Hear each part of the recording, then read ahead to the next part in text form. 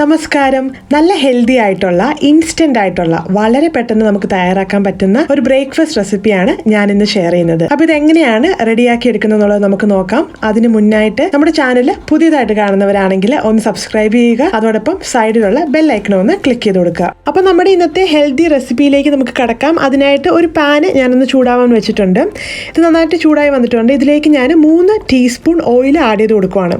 Oil നന്നായി ചൂടായി വന്ന ശേഷം അതിലേക്ക് 1 ടീസ്പൂൺ മസ്റ്റർഡ്, അതായത് കടുക് ചേർത്ത് കൊടുക്കാം. കടുക് നന്നായിട്ടൊന്ന് പൊട്ടി വന്ന ശേഷം ഇതിലേക്ക് നമുക്ക് 1/2 ടീസ്പൂൺ ജീരകം അല്ലെങ്കിൽ ക്യുമിൻ സീഡ്സ് ചേർത്ത് കൊടുക്കാവുന്നതാണ്. ഇനി ഇതിലേക്ക് നമുക്ക് 1 ടീസ്പൂൺ ചന ഡാലൂടെ ചേർത്ത് കൊടുത്ത് അതിലേക്ക് ഒരു നുള്ള് അസഫോetida, അതായത് കായപ്പൊടിയും കൂടെ ചേർത്ത് കൊടുത്ത് ഇതെല്ലാം കൂടെ നമുക്ക് ലോ ഫ്ലെയിമിലിട്ട് നന്നായിട്ടൊന്ന് വഴറ്റിയെടുക്കാം. അപ്പോൾ നമ്മൾ ചേർത്ത് കൊടുത്ത ചന ഡാലിൻ്റെ കളറൊക്കെ മാറി ഒരു ബ്രൗൺ കളറായി വന്നിട്ടുണ്ട്. ഇനി നമുക്കിതിലേക്ക് കുറച്ച് കറിവേപ്പില ഇതുപോലെ ചെറുതായിട്ടൊന്ന് അരിഞ്ഞിട്ട് കൊടുക്കാം. ഇത് നമുക്ക് നന്നായിട്ടൊന്ന് വഴറ്റിയെടുക്കാം. കറിവേപ്പില നന്നായിട്ടൊന്ന് വഴന്ന് വന്നിട്ടുണ്ട്. ഇനി ഇതിലേക്ക് ഒരു ചെറിയ കഷ്ണം ഇഞ്ചി ഇതുപോലെ ഒന്ന് ഫൈനായിട്ട് ചോപ്പ് ചെയ്തെടുത്തതും, ഒരു പച്ചമുളക് ഇതുപോലെ വട്ടത്തിൽ നന്നായിട്ടൊന്ന് ഫൈനായിട്ടൊന്ന് ചോപ്പ് ചെയ്തെടുത്തൂടെ ഇതിലേക്ക് ആഡ് ചെയ്ത് കൊടുത്ത് ഇതെല്ലാം നമുക്ക് നന്നായിട്ടൊന്നുകൂടി ഒന്ന് വഴറ്റിയെടുക്കാം. ഇനി ഇതിലേക്ക് നമുക്ക് 2 ടേബിൾ സ്പൂൺ ഗ്രേറ്റഡ് ക്യാരറ്റ് ചേർത്ത് കൊടുക്കാം. ക്യാരറ്റും കൂടെ ചേർത്ത് കൊടുത്തതിന് ശേഷം ഇത് നമുക്ക് നന്നായിട്ടൊന്ന് വഴറ്റിയെടുക്കാം. ക്യാരറ്റ് വഴന്ന് വന്നു കഴിയുമ്പം അത് ചെറുതായിട്ടൊന്ന് ഷ്രിങ്ക് ആവുകയും അതിൻ്റെ കളറൊക്കെ ഒന്ന് മാറി വരികയും ചെയ്യും. അതുവരെ നമുക്ക് ലോ ഫ്ലെയിമിലിട്ട് ഇത് നന്നായിട്ടൊന്ന് റോസ്റ്റ് ചെയ്തെടുക്കാം. ക്യാരറ്റ് ഇപ്പോൾ ഇവിടെ നന്നായിട്ടൊന്ന് വഴന്ന് വന്നിട്ടുണ്ട്. ഇനി ഇതിലേക്ക് നമുക്ക് 1 കപ്പ് റവ ചേർത്ത് കൊടുക്കാം. റവ ചേർത്ത് കൊടുത്തതിന് ശേഷം ഇതെല്ലാം കൂടെ നമുക്ക് ഒരുമിച്ച് നന്നായിട്ടൊന്ന് റോസ്റ്റ് ചെയ്തെടുക്കാം. റവ റോസ്റ്റ് ചെയ്യുമ്പോൾ പ്രത്യേകം ശ്രദ്ധിക്കുക, ലോ ഫ്ലെയിമിലിട്ടാണ് നമ്മളിത് റോസ്റ്റ് ചെയ്യേണ്ടത്. അതൊത്തിരി കരിഞ്ഞു പോവാതെ ശ്രദ്ധിക്കണം. പിന്നെ അതുപോലെ അത് കറക്റ്റ് ആ ഒരു റോസ്റ്റായി വന്നില്ലെങ്കിൽ നമ്മൾ ഇഡ്ഡലി ഉണ്ടാക്കുമ്പോൾ അത് ഒട്ടിപ്പിടിക്കാനൊക്കെയുള്ള ചാൻസ് ഉണ്ട്. അതുകൊണ്ട് നന്നായിട്ട് ലോ ഫ്ലെയിമിലിട്ട് നമുക്ക് റവ കുറച്ച് സമയം എടുത്ത് നമുക്കിതൊന്ന് റോസ്റ്റ് ചെയ്തെടുക്കാം. ഇപ്പോൾ ഏകദേശം 5 മിനിറ്റ് കഴിഞ്ഞിട്ടുണ്ട്. നമ്മുടെ റവ ഇവിടെ നന്നായിട്ട് നമ്മളൊന്ന് റോസ്റ്റ് ചെയ്തെടുത്തിട്ടുണ്ട്. അത് റോസ്റ്റായി കഴിയുമ്പോൾ അതിൽ നിന്ന് നല്ലൊരു ഒരു സ്മെല്ലൊക്കെ ഒന്ന് വന്നു തുടങ്ങും. അതുവരെയാണ് നമ്മളിതൊന്ന് റോസ്റ്റ് ചെയ്ത് എടുക്കേണ്ടത്. അത്രയേ ഉള്ളൂ. ഇനി ഫ്ലെയിം ഓഫ് ചെയ്തതിന് ശേഷം നമുക്കിത് മറ്റൊരു ബൗളിലേക്ക് മാറ്റാം. ഇനി നമുക്കിത് കുറച്ച് നേരം ഇതിൻ്റെ ചൂടൊന്ന് മാറാൻ വേണ്ടി ഒന്ന് മാറ്റി വയ്ക്കാം. ഇപ്പോൾ ഇതിൻ്റെ ചൂടൊക്കെ ഒന്ന് ആറി വന്നിട്ടുണ്ട്. ഇനി നമുക്കിതിലേക്ക് 1/4 കപ്പ് തൈരും 2 ടേബിൾ സ്പൂൺ മല്ലിയില ഇതുപോലെ ചോപ്പ് ചെയ്തതും ആവശ്യത്തിനുള്ള ഉപ്പും കൂടെ ചേർത്ത് കൊടുത്ത് ഇത് നമുക്ക് നന്നായിട്ടൊന്ന് മിക്സ് ചെയ്തെടുക്കാം. അപ്പോൾ മിക്സ് ചെയ്ത് കഴിയുമ്പം ഇതുപോലത്തെ നല്ലൊരു തിക്കായിട്ടുള്ളൊരു ബാറ്ററായിട്ടായിരിക്കും നമുക്കിത് കിട്ടുന്നത്. ഇപ്പോൾ ഇത് നമ്മൾ നന്നായിട്ടൊന്ന് മിക്സ് ചെയ്തെടുത്തിട്ടുണ്ട്. അപ്പോൾ ഇത് ഈ കാണുന്ന പോലെ നല്ല തിക്കായിട്ടുള്ളൊരു ബാറ്ററായിട്ട് നല്ല തിക്കായിട്ടാണ് നമുക്കിതിപ്പോൾ കിട്ടിയിരിക്കുന്നത്. ഇനി ഇതിലേക്ക് നമുക്ക് 1/2 കപ്പ് വെള്ളം ചേർത്ത് കൊടുക്കാം.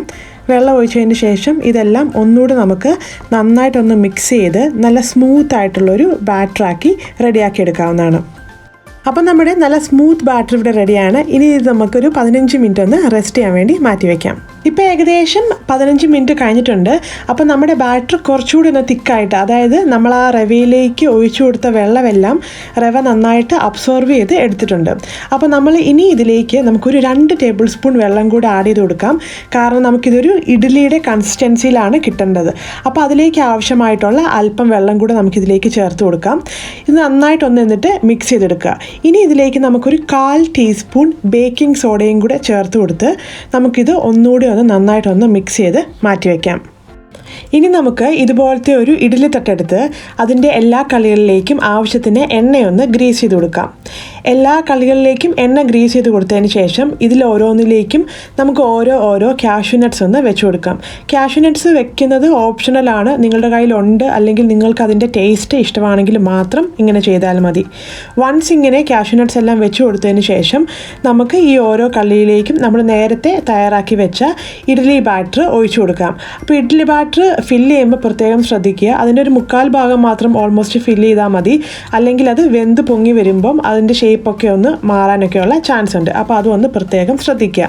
അപ്പോൾ നമുക്ക് ഇനി ബാക്കിയുള്ള എല്ലാ കളികളും ഒന്ന് ഫില്ല് ചെയ്തെടുക്കാം.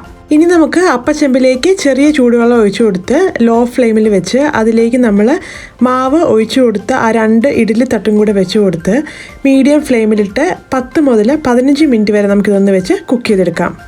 ഇപ്പോൾ ഏകദേശം ഒരു 10-15 മിനിറ്റ് കഴിഞ്ഞിട്ടുണ്ട്. നമുക്കൊന്ന് തുറന്ന് നോക്കാം.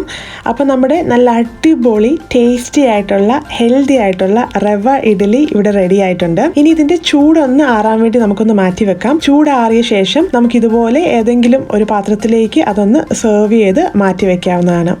അത്രേ ഉള്ളൂ. വളരെ ഇൻസ്റ്റന്റ് ആയിട്ടുള്ള, മാവ് അരയ്ക്കാതെ മാവ് പുളിക്കാൻ വെക്കുകയോ ഒന്നും ചെയ്യാതെ വളരെ പെട്ടെന്ന് ബ്രേക്ക്ഫാസ്റ്റ് ആയിട്ട് നമുക്ക് തയ്യാറാക്കാൻ പറ്റുന്ന, ഇൻസ്റ്റന്റ് ആയിട്ട് നമുക്ക് തയ്യാറാക്കാൻ പറ്റുന്ന നല്ലൊരു അടിപൊളി റവ ഇഡ്ഡലിയുടെ റെസിപ്പിയാണിത്. ഇത് വളരെ ടേസ്റ്റി ആയിട്ടുള്ള ഒരു ഇഡ്ഡലിയാണ്. നിങ്ങൾ ഒരു പ്രാവശ്യം ഇങ്ങനെ ഒന്ന് ചെയ്ത് നോക്കുക, നിങ്ങൾ വീണ്ടും വീണ്ടും ഇങ്ങനെ തന്നെ തയ്യാറാക്കും. അപ്പോൾ നമ്മുടെ ഇന്നത്തെ ഈ ഇൻസ്റ്റന്റ് ബ്രേക്ക്ഫാസ്റ്റ് റെസിപ്പി നിങ്ങൾക്ക് എല്ലാവർക്കും ഇഷ്ടപ്പെട്ട് കാണുമെന്ന് ഞാൻ വിശ്വസിക്കുന്നു.